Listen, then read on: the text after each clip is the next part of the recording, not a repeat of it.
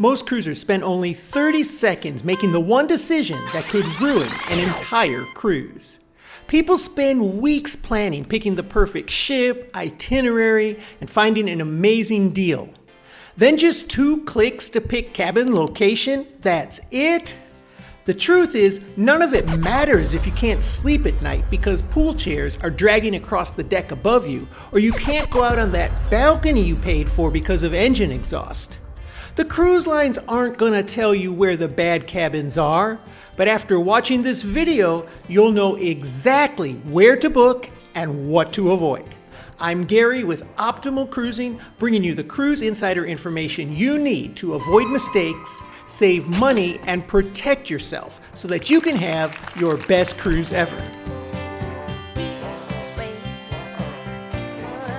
Years ago, I once made the mistake of booking a cruise ship cabin right below the pool deck. And I thought it was a pretty good idea at the time because I was just going to be able to hop out of my room, go up 1 flight of stairs, and be right in the middle of the action. Don't worry about waiting in long lines for the elevators or things of that nature. However, the noise never ended. And it's not just about waking up at 6 a.m. when the pool deckhands are setting up all of the chairs. You'll hear them dragging constantly across the ceiling of your room, but also the foot traffic and the constant noise going on that pool deck. The #1 complaint online in reviews on cruise ship cabins is for noise coming from a pool deck. Sometimes cruisers think these are good locations because of their height and they want to be high up on the ship, and it's true. Some of these are the highest cabins you can get,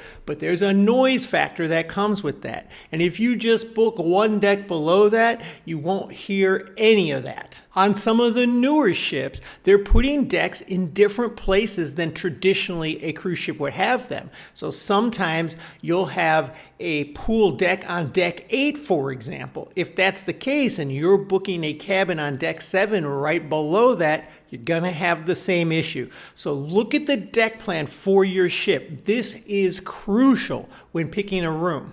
And if noise coming into your cabin bothers you, you're definitely gonna want to avoid this next one.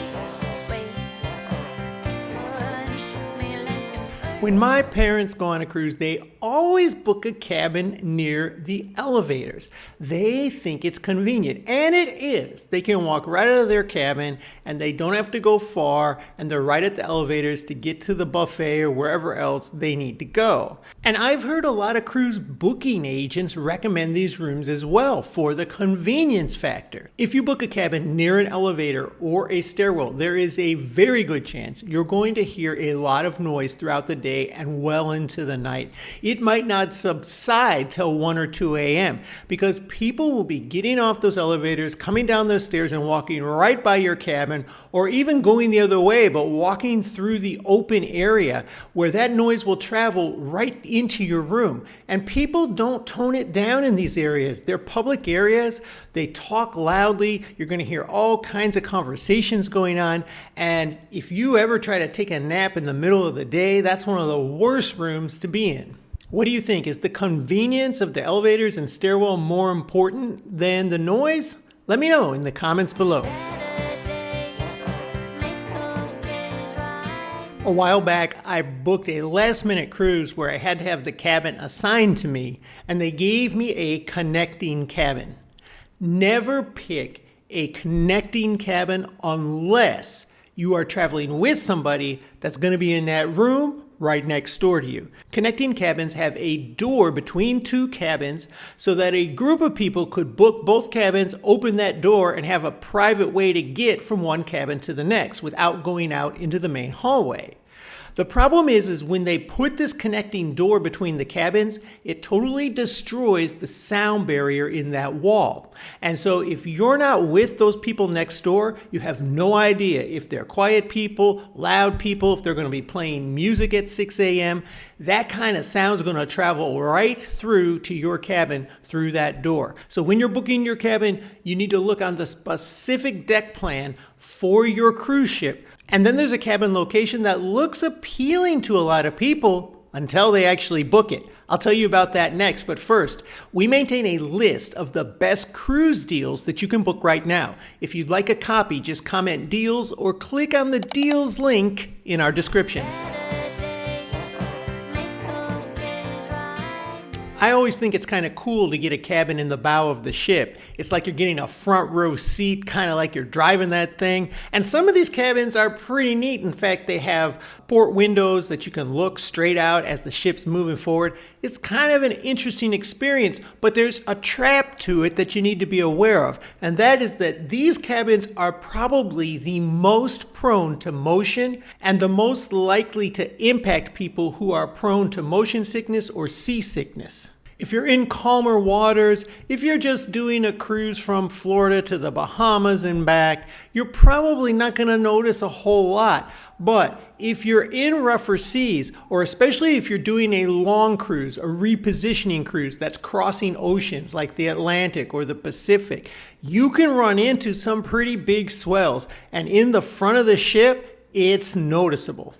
If you're not prone to motion sickness or seasickness and you want to take that ride, go for the bow, but get a cabin on the higher floors because the lower decks in the front of the ship tend to be noisy. You're going to hear more noise from the ocean or the waves crashing against the bow. And at any ports where they're dropping anchor, you're going to hear a lot of noise related to that early in the morning when you're getting into port. The very back of the ship can actually be a sweet spot for booking a cabin, but it depends. There's a caveat here because older ships built 15 years ago, even some 10 years ago, have a problem with exhaust back there and with vibrations. The newer ships, 10 years and newer, have resolved this problem. They're built a lot better. You don't have as much of the vibration, and they do a better job at funneling that exhaust away from the ship. And sometimes if you're getting a balcony on the aft, it's just amazing to sit out there and watch the wake of the ship as you're moving across the ocean. That's one of my favorite views. But if you're on an older ship, and especially on the lower decks, you're going to have a vibration issue that you're probably going to hear the entire cruise. And not only that, I have had balconies down there that have had problems with exhaust in that you get this black soot that builds up on the railing, on the seats, on the floor. And yeah, they'll come in clean it when they clean your room, but still, it's not nice to sit out there with these floating black specks that come down, especially if the wind is blowing in the wrong direction. And personally, for me, this next location is one of the worst on the ship. I mentioned how it's annoying if you have a cabin below a pool deck and you have to hear sometimes foot traffic or especially the chairs dragging across. But for me, it's a whole lot worse to have constant bass thumping through your cabin ceiling or walls into the wee hours of the morning. And this happens if you are booked near or next to a nightclub or even above or below the theater. And the casino noise can go on all night long. So if you have a cabin near an entertainment venue, you're going to be subject to that. Every public venue is going to be listed on your cruise ship's deck plan, and I always check it when I'm picking my cabin to make sure that my cabin is not next to an entertainment venue or above or below one, including the casino. But what do you do if you can't even pick your cabin location? Oftentimes when I go to book a cruise, I'm offered a guaranteed cabin, which simply means I'm guaranteed the cabin category that I'm paying for, but I don't get to pick it. The cruise line's going to pick it. The problem is this can be a trap. Now, sure, I might save a little money, somewhere around the range of $50 a person on the cruise fare, but those cabins that they're picking are the ones nobody else wanted. And they'll pick it for you usually as it gets much closer to the cruise when they see what inventory is left. Now you could get lucky and you could get a great location, or they could put you in one of the locations I've been telling you to avoid. Next, I'm going to get to the absolute best location on the ship to book. But first, if you would take a minute and hit that like button, subscribe to our channel. It helps us grow and will continue to bring you cruise insider information. There's a reason whenever you book a cruise that's closer to the sailing date, almost all those cabins in the middle of the ship are booked up and sold out, because that is the sweet spot.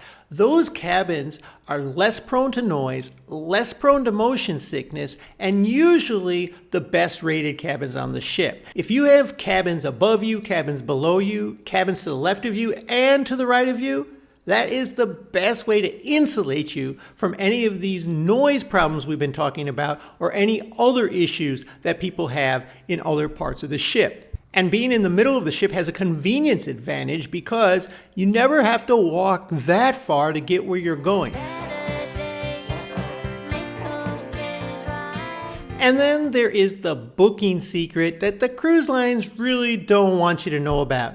And that is to go to a third-party site like cruisedeckplans.com and actually look up your cruise ship's deck plan there, because they keep tabs on everything going on with these rooms.